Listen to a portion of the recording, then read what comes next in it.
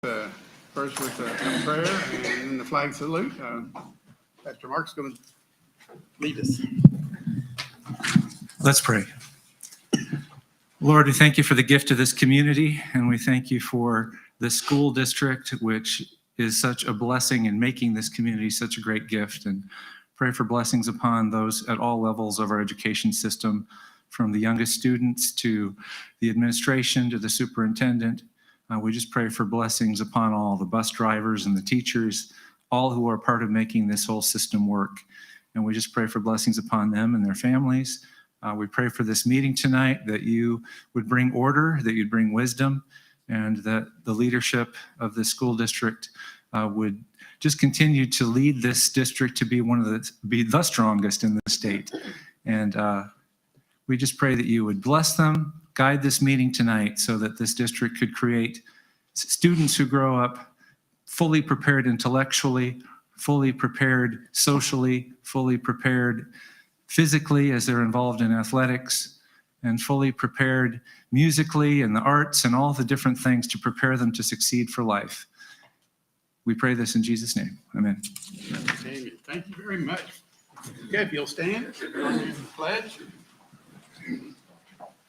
Pledge allegiance to the flag of the United States of America, and to the republic for which it stands, one nation, under God, indivisible, with liberty and justice for all.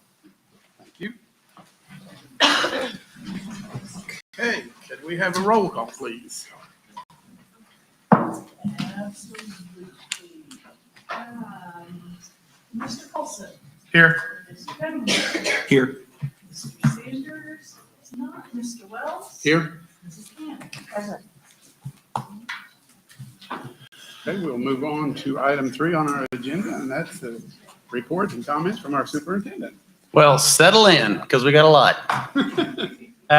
First of all, we'd like to introduce a newbie to our board meetings and our staff, our newest public information officer, Kayla Agnich. Welcome, Kayla.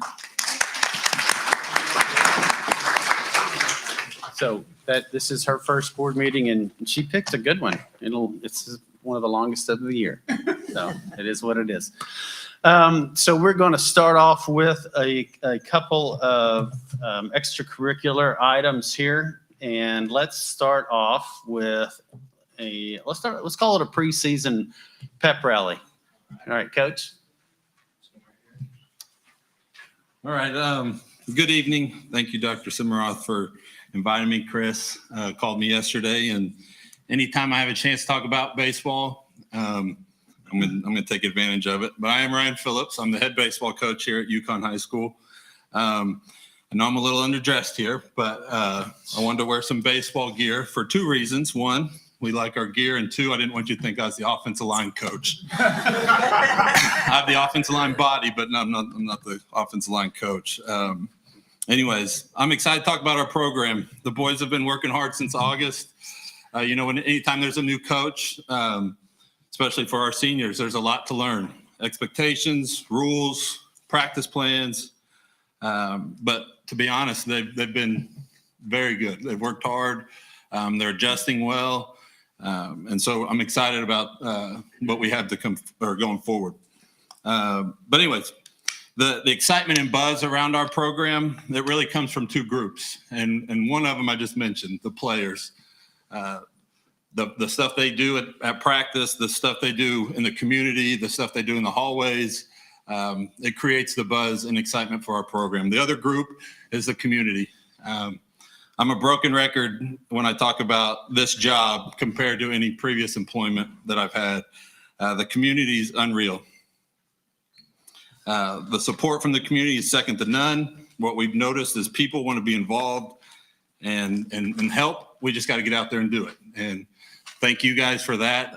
If you would come by and see our fence, the sponsors, the love, the help, it's again, second to none.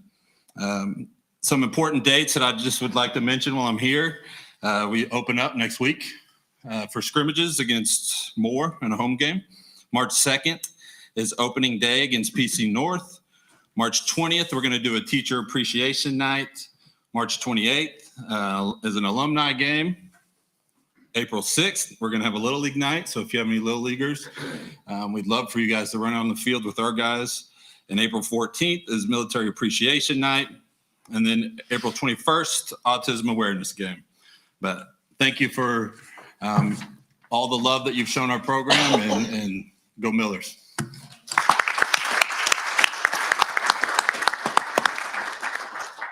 Joe, are you here? Joe, did you take note of the brevity? I'm just, no, nothing. Hello there. Hello there. Coach Schneider, Joe Schneider, been here now 17 years, I think. It's a lot of fun. We're doing great things in wrestling. I brought some notes to help me read and make sure to go through some things. We've had a great season in wrestling so far. We're not through just yet, but we started the season with over 100 participants on our team, on our roster. And as of today, we still have 87 showing up every day to practice. That's 9th through 12th graders. I'd like to real quick introduce our junior high staff, because those guys do great with the junior high guys, and those are like the little ankle biters. In the back over there, we have Brian Jarvis. He's our head junior high coach. We have Brian Jarrett, Caleb Graham, Jonah Hanscom, and that is our junior high staff. Those guys work their tails off. I appreciate them very much. Without their support and wisdom and just what they give me to work with at the high school level, I wouldn't be as successful. And I say me, it's not me, it's the kids, and it's the hard work that they do. But it's also the assistant coaches that I have on the high school staff, which I've now moved up, and I sure love having him because he shares a lot of wisdom. He's actually been here longer than me. So it's great to have somebody who still helps feed me in the program. It's Brennan Cromwell over there. There you go. I have alumni Zach Davis in the back. Glad to have him back on staff helping out. And I have a set of brothers that came from Tuttle, which is good wrestling school, so they're helping me out. It's Dustin and Trey Mason right here.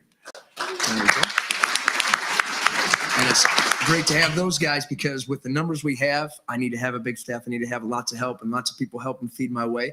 But you guys need to understand that our program has a lot of success only due to the group of seniors that we have. I'll real quick run through these seniors because they've been with us for a long time, starting from 7th grade, even down below. But this is the most we've ever had that have gone through the program and stuck with it. We have 14 seniors, and our senior night was amazing to have. So it's Austin Spangler right over there, Boston Powell, Hayden Cromwell, Braden Brock, Austin Shane, Joseph Vallejo, Cade Eicher, Bryce Goucher, Jackson Bodine, and I think we don't have one present. We don't have Draquan Chapman. Hunter Smith is over there. And I have a returning state placer that's a junior, Alex Wilson. And these guys do such a great job of not just leading with their hard work and discipline, but they're so good about being extra coaches in the room and helping those freshmen and sophomores and everything else that we have going in our program. So I appreciate the fun love that these guys have brought our program.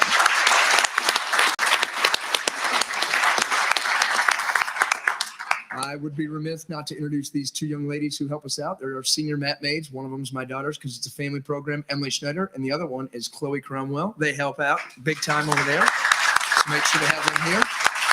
As you guys can see, it's a family affair. I have 3. We just had the junior high state tournament this past weekend, and the junior high state tournament is all classes. So it's like the hardest tournament to be in.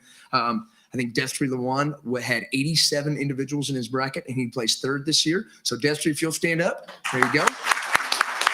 And then these other 2 individuals, JJ Schulteis and my son Caleb Schneider, were both 2-time state placers. So I'm proud of those 2 guys as well. As of now, our dual meet record is 9-1. And we'll be going to dual state this Friday. We compete at the Enid Stride Center against Broken Arrow. Our only loss this year is against Broken Arrow. So we're going to flip some of those things, and we're going to beat them first round. And then we get to wrestle against my brother's team, Edmond North, and beat them to be the All-Stars. So currently we are district champions. I brought this cool little plaque here. So that's kind of a cool thing. And as I said, this is my 17th year, and this is 12 times being district champs. So we've got a good thing going, and it's because of these guys here and the coaching staff that stays committed and stays involved each and every year. I'm super proud of them. If you guys can make it, we're at 12 noon at the Enid Stride Center. So if anybody wants to pop up on the internet and find out, I'm sure there's going to be some live feeds, and there's ways to watch it that way. More importantly than the success that these guys have on the mat, we just found out that today Our cumulative GPA is a 3.51, which makes us earn another plaque called the Distinguished Academic Achievement Plaque. So we'll be getting one of those, which is way more important because they're great in the classroom as well. So that makes us really good. I hope that maybe in 3 weeks, because we have regionals, we have dual state, regionals, and then state, maybe you'll let us come back again, and hopefully we'll be congratulating some of these guys on their state championship medals and maybe our team as well. So we're going to stay working hard. Thank you so much for having us. Appreciate you guys calling and letting us, and appreciate all of your support. Go Millers. Thanks, Jim.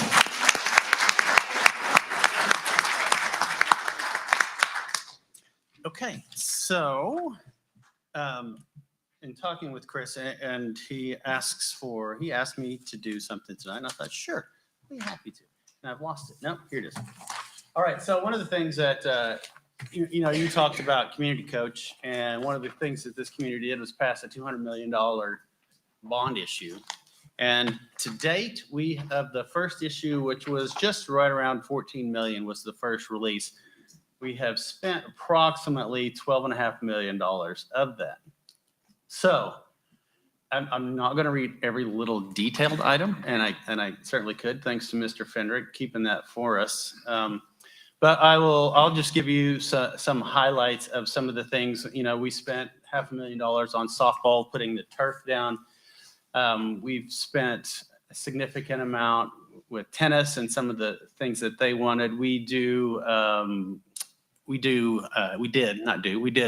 all of the schools' cafeteria furnishings. We've done schools painting and carpeting and classroom furniture and teacher furniture at all the buildings except the high school because they have the newest stuff.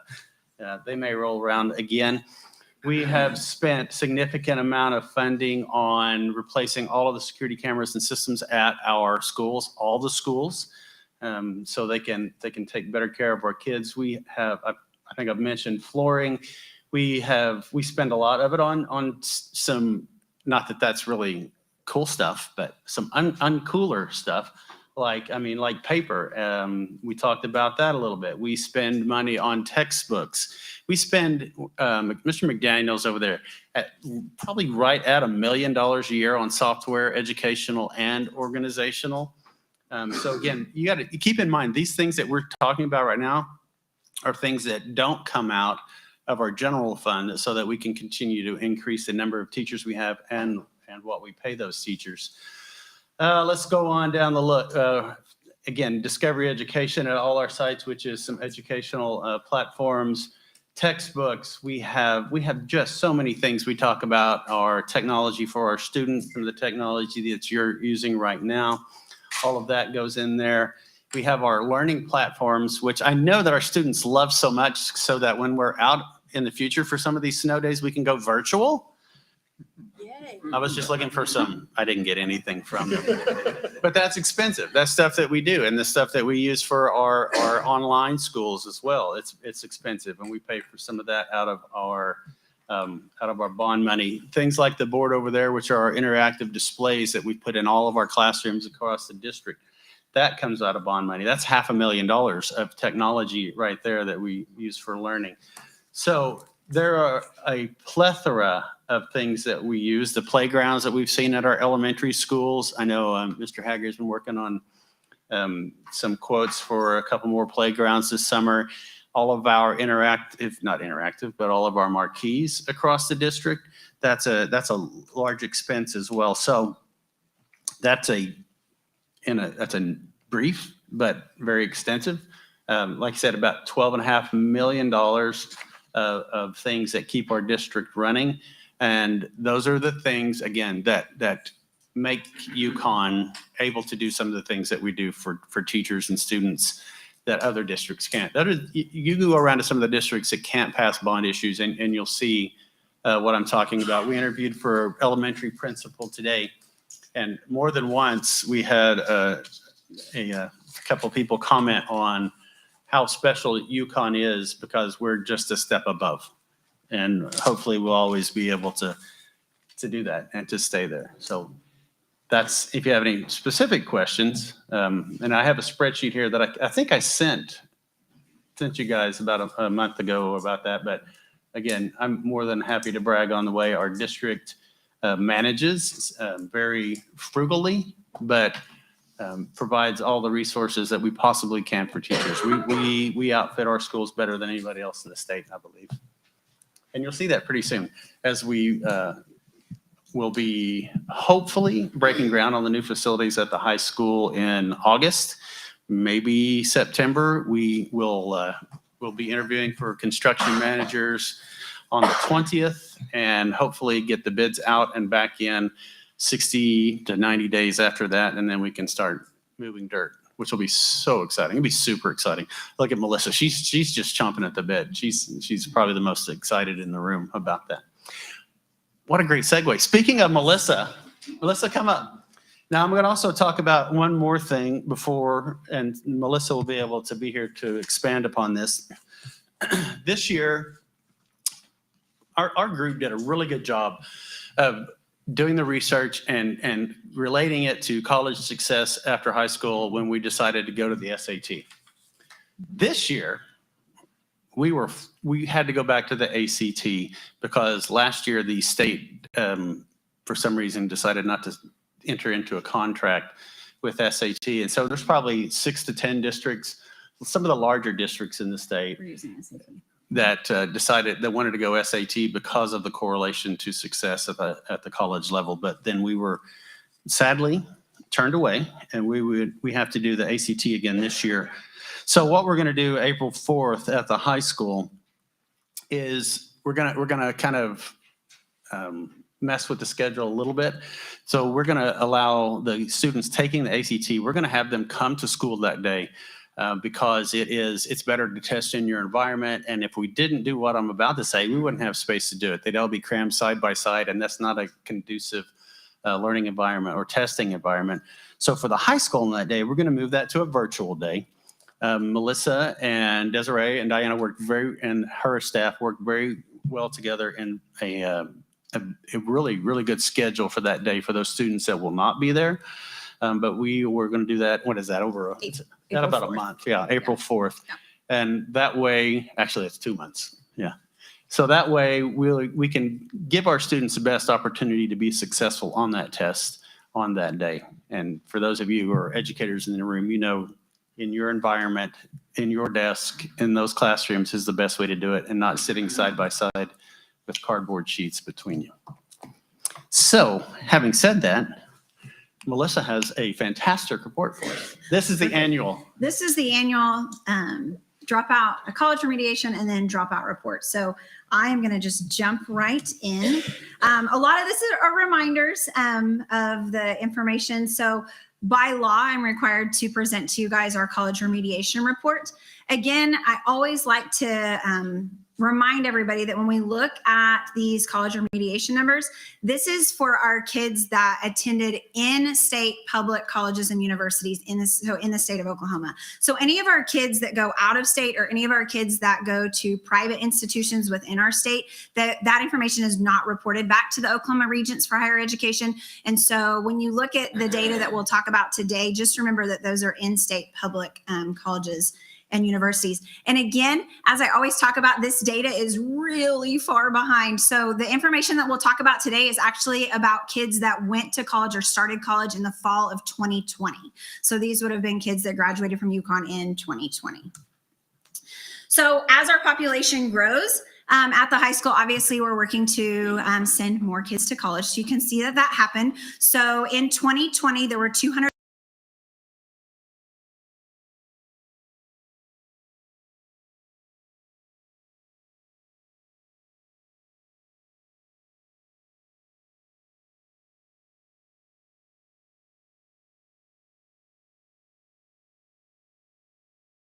schools look at their SAT or ACT scores and decide whether or not those kids need to have a remedial math, English, reading, or science course. So each year we get this data back. Again, this is from the fall of 2020, so it does fall a little bit behind. But of those kids that started college in the fall of 2020, 36 of them needed to start in a remedial English class. So they didn't get to go straight to Comp 1. They had to take a remedial English class. And that was 14% of those students. 49% of the, or 49 of those students had to take a remedial college math class. So they did not get to start in college algebra. They had to start in what most colleges call a 0-level course. That was 19%. I should have said we didn't have any in science. Reading, we had 2 students that had to take a remedial reading course, which was 0.8% of our total students. And then I like to put the number at the end, and that's unduplicated, because sometimes a kid goes to college and they have to take a remedial English, math, and reading course. So what we like to look at here is the total number of students that had to take at least one remedial course. And so that was 66 students out of that 254, which was 26% of those students going to college in the fall of 2020. So looking at what that compares to our numbers over a 5-year period, so going all the way back to students who started college in 2016. And then the red bar is the numbers that we looked at from this year. So you can see there was an increase there in English, pretty steady, but a slight drop in math, a large drop in reading. And then to see there was just a slight increase in those unduplicated. Again, that was just the total number of kids that had to take at least one college remediation course in 2020. Was there anything significant happening in 2020? Very, yes, very significant. Yes, yes. One of the most significant things too, if we think about it, is that colleges dropped their ACT requirement for entrance. And so these kids, definitely were getting into college and going to college. But just because they're getting in without an ACT or SAT score doesn't mean that they're able to take on-level courses. So they might be admitted to a university, but they're still using the ACT and SAT scores to decide if these kiddos need to take a remedial class or not. Yeah. So if a student doesn't take the ACT and then they go to enroll in a university, are they using their GPA? No, so for the most part, those kids are getting in without that ACT or SAT requirement, and then they'll look at their course load, their transcript, which I guess GPA could be part of that to determine that. But most colleges then are looking for an ACT or SAT. Sometimes they'll let the kids take those on campus there, depending on the university, to see if they think they need to check their placement. But everybody does it differently now. It used to be pretty streamlined, but different universities and colleges do it different. And again, just a reminder, these are not any of our kids that went out of state. These are not any of our kids that went into a private institution. So where are we at compared to just other schools that are kind of the people that we can compare ourselves to, the 6A schools that are comparable to us? And I did this based on percentage. So based on the percentage of kids that needed remediation in English, then in math, then in reading, and then the total unduplicated students. So we're the red line there.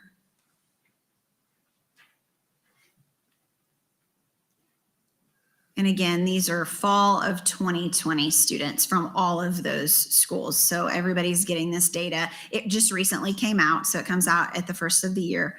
And then we look at that data for everybody. Any questions about that? So what I wanted to talk about are the strategies, things that we're focusing on at Yukon High School that we've been focusing on. But with the delay in data, it takes a little bit for us to see results. But something that we've continued to focus on is literacy and math. So we have a literacy focus group at the high school. It's a group of teachers from all different subject areas. They work on literacy. In fact, this year we're focusing on literacy in our electives. Even in PE, they're using some of our literacy initiatives and implementing that in our elective classes.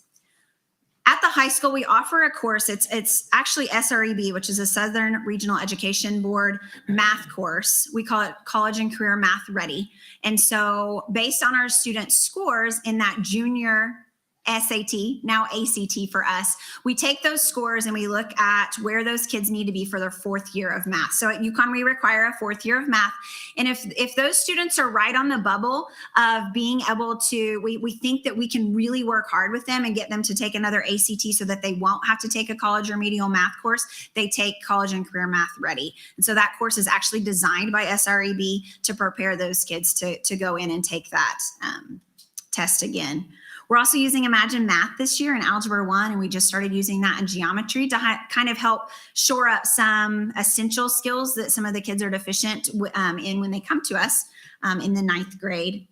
We also do our school day intervention program. It's every Tuesday and Thursday. So we call it Rethink.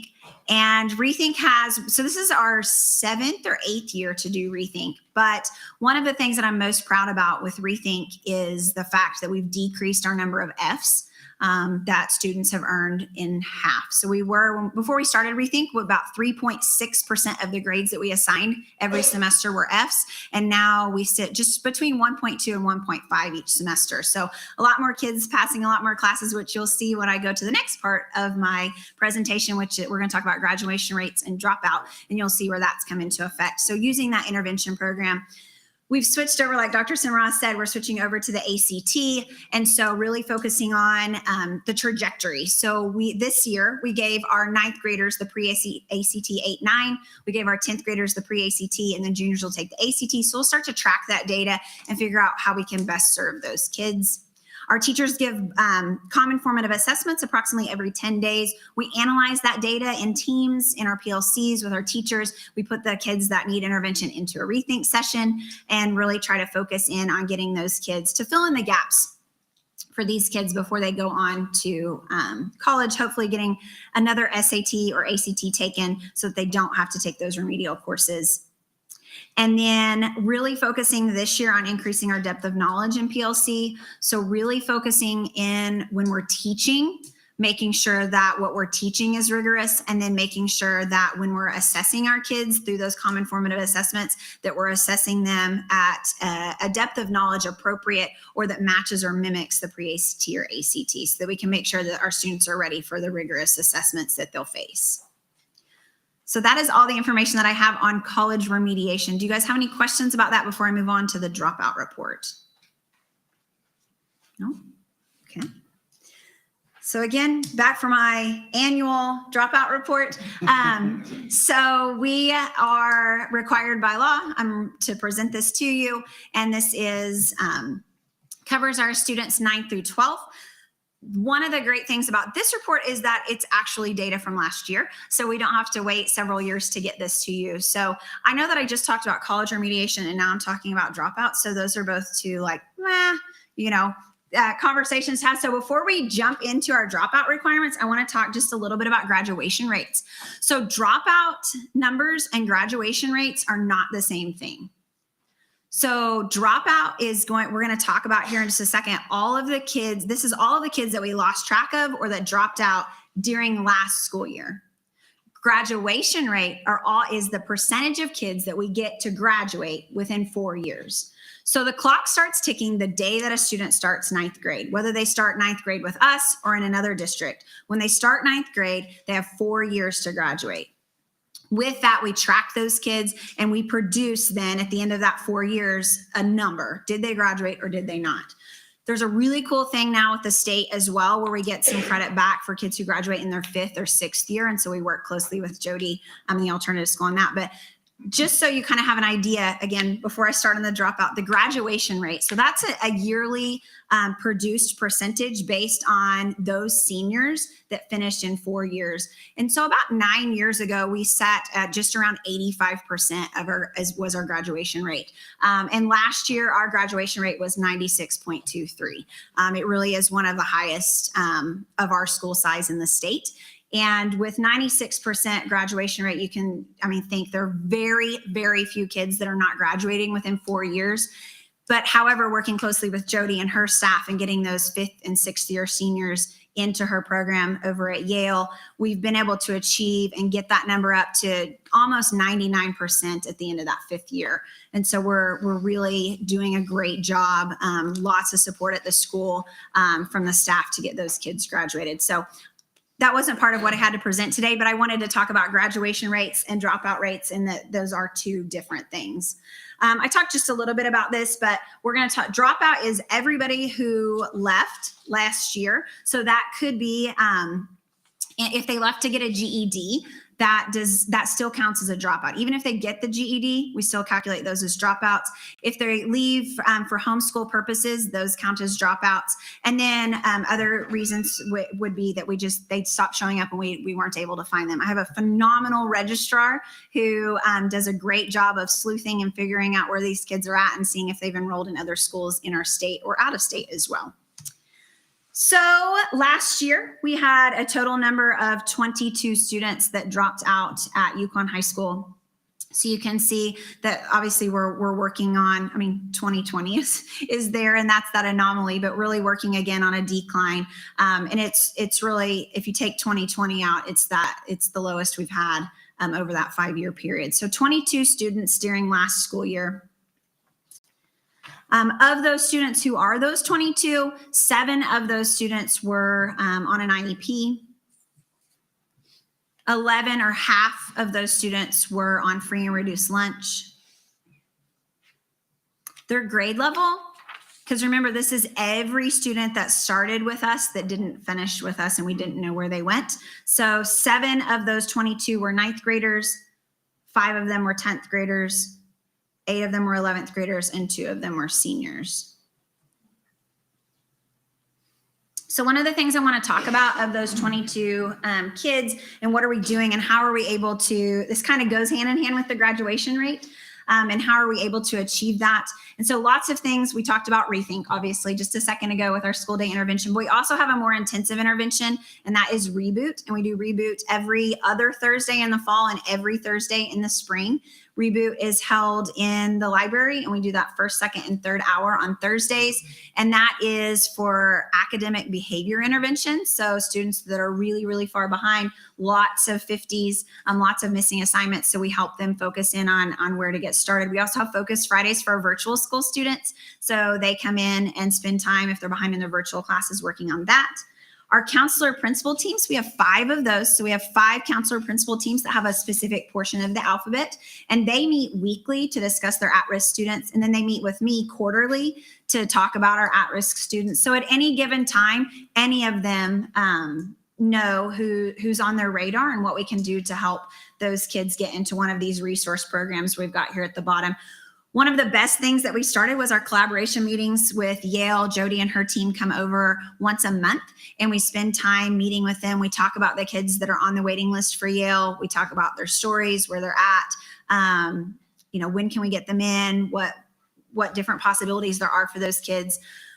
One of the most exciting things that we have that I think has been a real intervention for us, and I think it'll keep our seniors engaged and keep them with us for the remainder of the year. And that's the introduction of our senior capstone course. So all of our seniors are taking senior capstone. It's a semester-long course where they spend some time talking about financial literacy. They talk about their responsibilities when they turn 18, voting, getting registered. They also spend some time talking about just giving back to the community, what they can do to help.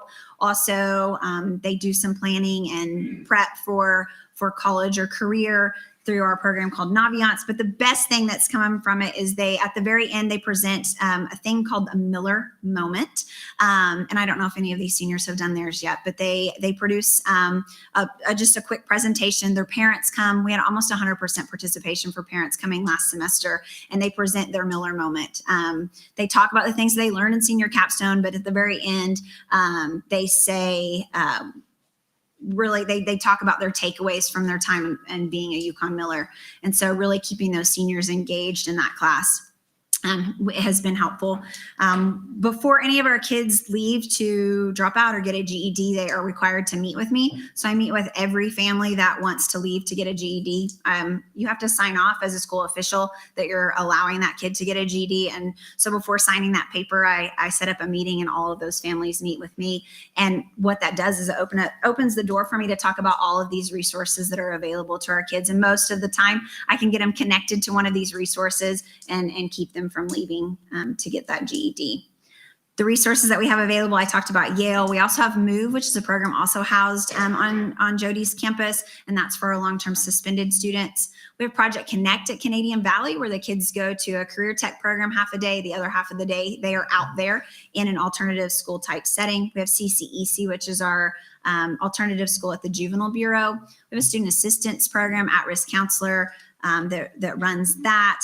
We have fast tracker credit recovery. We have full-time and blended virtual school. We have quite the options available. And then we also have summer school to catch any of those kids up. So that is a really quick rundown of college remediation, graduation rates, and dropouts at Yukon High School. Do you guys have any questions? I have a question, Sure. or two or three. Who is the staff for Reboot and Focus Friday and some of those programs? Yeah. So Reboot right now is the counselor principal teams select their kids because they meet on a weekly basis to talk about their at-risk students. So they select, we keep the numbers small in there. So they each select each of the 5 groups selects 4 students. So there's about 20 kids in there. And that is run, they go in and out of that. And then Coach Hahn also works in that and supervises that Reboot program. Focus Friday is run by our at-risk and virtual counselor, Miss Hall. And then Miss Megley helps her as well to monitor those kids when they come in. So they're working on their own? The students? Uh-huh. Yes. So the students are working on their, for Reboot, a lot of the kids know how to do the work. They just need somebody to help them focus on what to do first. Okay. And so that works there. And then Focus Friday with our virtual kids, a lot of it's the same. They just need some guidance to get going. Okay, and then I just want to beat a dead horse here for a minute. I've had 2 people this year. One was a parent, one was a student, different families, talk to me about how Yale has changed their lives. You know, the kids have said, this helped me turn my life around. I have graduated. I was able to get in and work at my own pace and get stuff done. That is such a good program, such a good program. And I'm happy to see all the collaboration and all of the stuff going on with that. Okay, that's all. Thank you. Thank you, Melissa. Thank you, Thank Melissa. Appreciate it.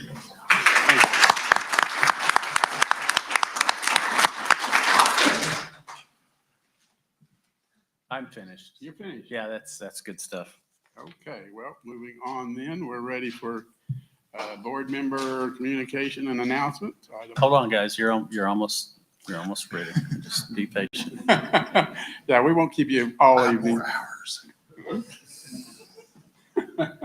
Okay, board member comments. Chris, you want to start us out? Yes, I have a 16-part presentation that we will go through. Just kidding. Thank you. An excellent presentation, Ms. Barlow. That I actually do look forward to that every year. It's interesting. I find that very interesting. A few things here. I'll go through them real quick. Baseball. Thank you, guys. Thank you, Coach Phillips, for coming today. You know, the season's opening. I couldn't be more excited. I'll be honest with you. I could talk about Miller Athletics we could do this every week, and I would enjoy that. I think it's amazing. I love hearing you guys. You know, Coach Phillips, you know, Coach Snyder, thank you. You know, thank you for coming. A couple of things. Spring sports are kicking off. I know not just baseball, wrestling's doing great things. The amazing thing too is you know, we had Palm here last time. All of them, not just athletic achievements, it's academic achievements too. And that's important to recognize and really, really impressive. A couple of things that I saw this week that really jumped out to me that I wanted to make sure and mention was we had a couple of swimmers that were state qualifiers, and I have their names here. It was Clayton Berg, Tucker Merkel, Caden, and Cameron Pender. I see a picture here of a really looks like an athletic young guy. I don't know if that's his brother or they're related, but that's a great achievement. But they're qualifying for state, and that's also a part of Miller Athletics, and that's really great. I just wanted to say, go out and support the spring sports. Thank you, Dr. Simroth, for the bond issues. It's an exciting time to be a Miller. We got a lot of things going on, and you know, I love talking about the bond issue because that's something that you know, we didn't do that. You guys and the people watching at home did that, and so like I said, it's an exciting time to be a Miller. Thank you. Thank you. Oh, great. I'm just kidding. I don't have much this time. Just hit a lot of it. It's really nice to have all the students here today, the coaches, everybody that spends their time getting y'all prepared each and every day. Once again, thank everybody for last month, board appreciation deal. That was great. Show how much y'all care about the school board here in Yukon. I look forward to the things that are happening this year, this spring. Suzanne? I have 3 minutes according to Dr. Simroth, so we'll see If how I only. do. Should I start the clock? Yeah, I too want to thank you all for the school board appreciation gifts. They were very nice, and we're still enjoying some of those. So thank you for that. Wrestling your academic achievement, I'm so proud of you for that. I am so very proud of you for that. That's a big deal, and it's hard. And so I know the hours that you keep are pretty long, and it is for all of our sports. But that academic achievement award is quite a deal, and not every school can do that. And I love seeing that in our sports programs because we're having well-rounded, well-balanced student athletes, and that's huge. So thank you guys for all your work at your sport, but also at your schoolwork, because you know, someday you're going to be 60 and not wrestling anymore, but that education will still be there with you. So with that said, I wanted to tell you, I have had an opportunity this last week and a half or so to go to Washington, D.C. as the District 10 delegate for the Oklahoma School Board Association. Dory Parrott from El Reno and I went with a delegation of 14 people from Oklahoma to Washington, D.C. And the first day was an equity symposium. And equity means all kinds of things. And so when Dr. Simroth was talking about our bond issue and working on roofs and cafeteria furniture and all of that kind of stuff, that's also equity. Making sure that all kids have an environment that they can learn in. You know, not having leaky roofs, having heat, you know, that's equity. If one building has heat and another one doesn't, that's not equity. So I learned an awful lot there, and some stuff I've brought back and have visited with Dr. Simroth about, and I still have a list. So I have some other things. The other thing was an advocacy conference. And advocacy is where we go to the Capitol and talk to our legislators. I got to meet, well, Dory and I got to meet with all of our Canadian county people. And it was very interesting. And you know, everything is based on relationships. Every single thing is based on relationships. And I was really happy to get to meet with our delegation from Oklahoma and say to them, I am your constituent. And please reach out to me if I can tell you anything going on the local level, because what you do there affects us here. And we are on the ground. And so let me know if I can help. So I was real pleased to be able to do that, to get to meet with Representative Lucas and Stephanie Bice. And we actually got to see Senator Langford and Senator Mark Wayne Mullins. And it was very interesting. It was very interesting. One of the things that I did take away from that is, you know, as part of my elected duties as your OSSBA delegate, I get to talk to other people from all over the state when we have our meetings. And Yukon truly is doing so many things that nobody else is doing. or they're not able to do, or they don't have the vision to do, or whatever it is. Maybe they don't have the community support. So we are doing really, really good things here in Yukon. And when I compare us to other districts around the state, we're right up there at the top. So good job, everybody. Good job, everybody. I think Suzanne used up my time, so I just got two quick things to mention. I did make it to a couple basketball games, and I think our girls were doing fantastic, and our guys are trying hard, but they're having difficulty. The game I got to see, they was in it till the end, but didn't come away with a win. And I got to attend a band boosters meeting, and I usually don't get to attend those because I've got another board that I'm on that always meets at that same time. So that was my activities for the month. And we'll move on now to, I wasn't finished. oh, you're not, It's okay. I'll save it for next meeting. Okay. Okay, on item 4B, I don't have anything listed. Is it up there? Okay. Board meeting next month. Everything else is on the website. You can find it. Legislative breakfast tomorrow, 7 a.m., Archery Traditions. Yes, I'm assuming that is still on.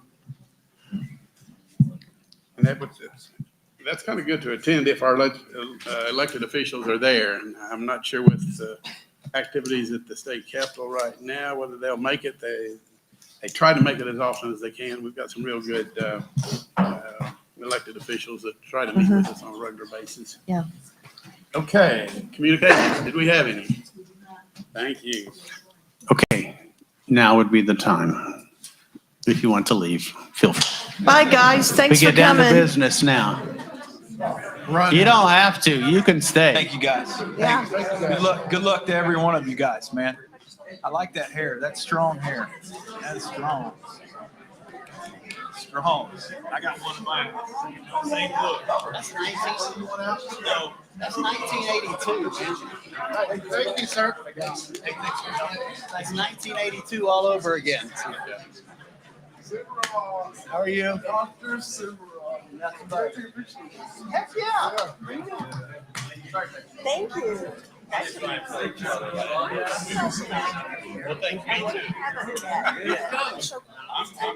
you take a picture?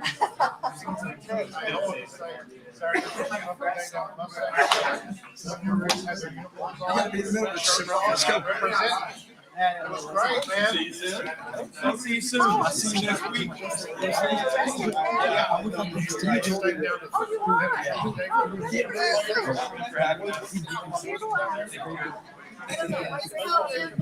sure they can see anything like that.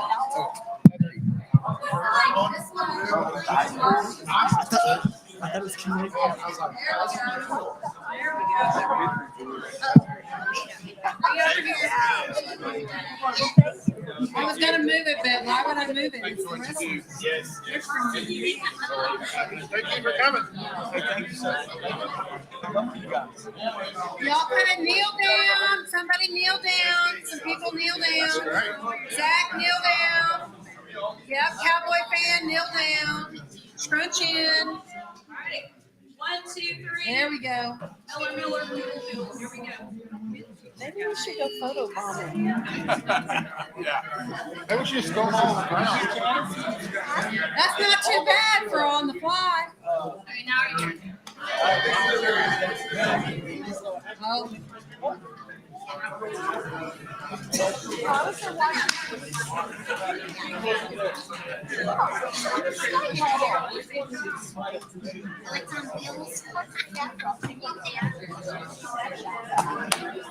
I do you have the inside scoop. Hey,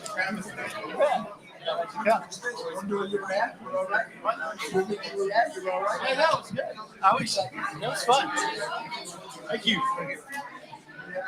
guys have a good one. Good luck. All right. Take care, Gavin. Okay, we're going to get back to our agenda here. That was, you got it going on. All right, here we go. We'll start back to business now. Finance, consent docket, All the finance consent items will be discussed, considered, and approved or disapproved by one vote unless a board member desires to have a separate vote on any or all of the consent items. Mr. Wells, would you turn your microphone this way? a little, Microphone's please? a little far away. Well, that's on purpose. There you go. Thank you, sir. Okay.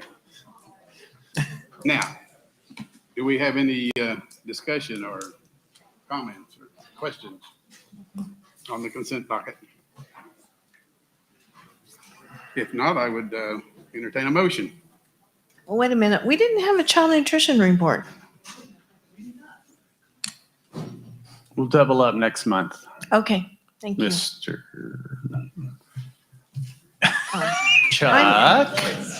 I move that we approve the finance consent docket, items 6A through 6C. A second. Okay, we have a motion and a second. Vote, please. Mrs. Cannon. Yes. Mr. Coulson. Yes. Mr. Cunningham. Yes. Mr. Wells. Yes. I'm going to tell you that the majority of that reason was because of the chaos of last week. Okay. Well, sometimes it happens. I mean, It the happens. timing, I know we've had it before. What chaos last week. We'll mark it with an asterisk. Okay, minutes of the January board meeting. Any questions or corrections? I move that we accept the minutes of the January meeting. Do we have a motion to second? I'll second. Okay, vote, please. Mrs. Cannon. Yes. Mr. Coulson. Yes. Mr. Cunningham. Yes. Mr. Wells. Yes. Item 8, board to consider and take action on a resolution determining the maturity of and setting a date, time, and place for the sale of the $18,260,000 general obligation combined purpose bonds of the school district. I move that we meet on March 29th at 6 PM. Any discussion? Not, I would entertain a motion for a second. I will second that date. Okay, vote, please. Mrs. Cannon. Yes. Mr. Coulson. Yes. Mr. Cunningham. Yes, thank you for moving it. Yes. Thank you. Did I answer? Yes. I thought so. Okay. I wasn't. You did now. I looked down and wasn't sure whether I'd answered or voted. Consider and approve an agreement for bond counsel services with Floyd and Driver PLLC Attorneys at Law. Okay, and I had a question. Is that the same organization we had or just the same procedure? Same organization Okay. Yeah. and same procedure. Yes. Okay. Okay. If there's any questions, now's the time. If not, ask for a motion. I move that we approve the agreement for bond counsel services with Floyd and Driver PLLC. Second, please. A second. Okay, we have a motion and a second. Vote, please. Mrs. Cannon. Yes. Mr. Coulson. Yes. Mr. Cunningham. Yes. Mr. Wells. Yes. Okay, item 10, business consent docket. Man, we can't talk.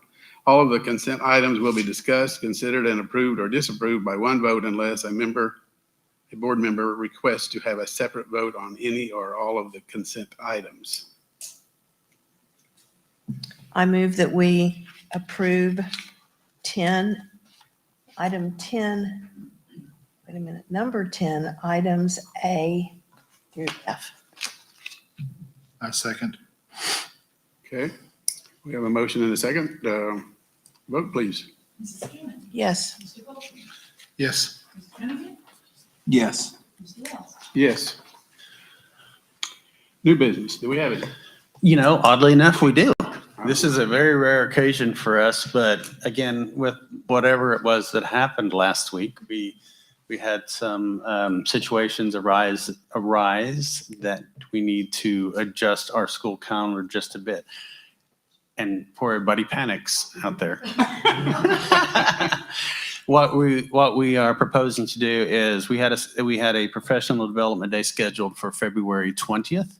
We would now like to make that an instructional day, and since it is actual calendar change, it has to be board approved. All of our teachers were already on contract for that day, so it's not a hardship for them. Very few students, although there may be some, might be affected by this, but it's getting closer to our testing times. And Desiree threw this idea out there, and it was a good idea. And so I'm taking, no, wait, let me rephrase that. It was her good idea, but I'm going to take the heat for it if you don't like it. So anyway, it helps us to not only get more instruction before the test, but it also helps us if we have some more ugliness later on in the school year, that we can avoid going extra days at the end of the year. Because it gets us back an instructional day that we missed last week. That's it. So Okay. Do we have a motion to move that or change that date? I move that we adjust our school calendar to make February 20th an instructional day for these students. Second. I second. Okay, we have a motion to the second. Vote, please. Mrs. Cannon. Yes. Mr. Wilson. Yes. Mr. Cunningham. Yes. Mr. Wells. Yes. Okay. Personnel docket, personnel vote to convene or not to convene in executive session pursuant to 25 OS 307B1 to discuss the resignation, employment of support and certified personnel, promotions, recommendations of change of assignment and/or transfers as listed on the attached Exhibit A, and review superintendent's evaluation and contract. Motion. I move that we convene an executive session. I would second that motion. We have a motion and a second. Vote, please. Mrs. Cannon. Yes. Mr. Wilson. Yes. Mr. Cunningham. Yes. Mr. Wells. Yes. thank you. Okay, Okay. we will be back in some amount of time. Really? 5 hours. Almost lost it. Bye.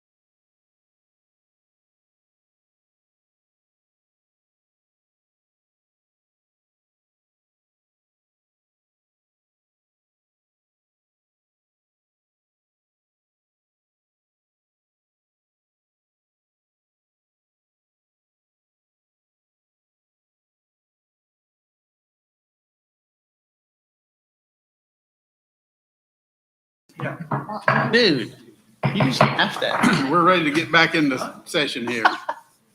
I'm sorry. Okay, we have returned from executive session and there was no votes taken and no actions taken.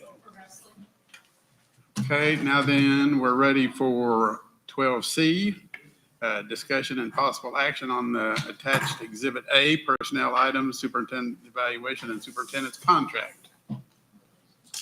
So do we have a motion to Just to approve. accept the I make a motion that we approve item 12C. Is that what you said, sir? 12? Yes. Yes, 12C. Okay, do we have a second? Second. Okay, we have a motion and a second. A vote, please. Mrs. Keenan, Yes. Mr. Coster, Yes. Mr. Cunningham, Yes. Mr. Wells. Yes. Okay. My screen just went crazy. Oh, here we go. I guess the last item on here is adjournment. Do we have a motion? I move that we adjourn this meeting, right? This will be your last time to make that motion. No, it won't be. That was Brian said that. What are you saying? Maybe she's gonna do something with Wow. you. No, I'll go Jeff with will be second back. Mr. Colson's motion. Okay, be back. vote, please. We've been here too long. Mrs. Keenan, Yes. Mr. Coster, Yes. Mr. Cunningham, Yes. Mr. Wells. Yes.